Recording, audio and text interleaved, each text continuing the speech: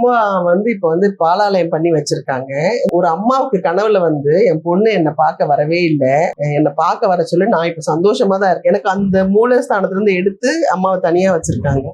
எனக்கு என்னவோ பார்க்கவே முடியல. ஒரு 3-4 மாசமாச்சு நான் அம்மாவை பார்க்க. எப்பவுமே நான் சாமி கும்பிடும்போது அம்மா நான் உங்க கிட்ட இருக்கணும், நான் அடிக்கடி பார்க்கணும்னு தான் எனக்கு இந்த வீடு கிடைச்சது. இந்த வீடு நாங்க வாங்கணும். அம்மா உடனே நான் மதுரை வேலை ஏறின உடனே திருவேற்காடு வந்தோம். ஆமா 3 மாசமா போல எனக்கு ரொம்ப வருத்தமா இருந்துச்சு. ஒரு அம்மாக்கு சாமி சொல்றாங்களாம், என் பொண்ணு வரல, என் பொண்ணு என்னை பார்க்க சொல்லுங்க, ஊருக்கு போறா. நான் ஊருக்கு போறது யாருக்குமே தெரியாது. நான் என் பையன்கிட்ட போறது யாருக்குமே தெரியாது. அந்த மாதிரி சாமி அந்த அம்மா ஃபுல்லா நைட்ல ஒரு 12-1 மணிக்கு எனக்கு மெசேஜ் போடுறாங்க.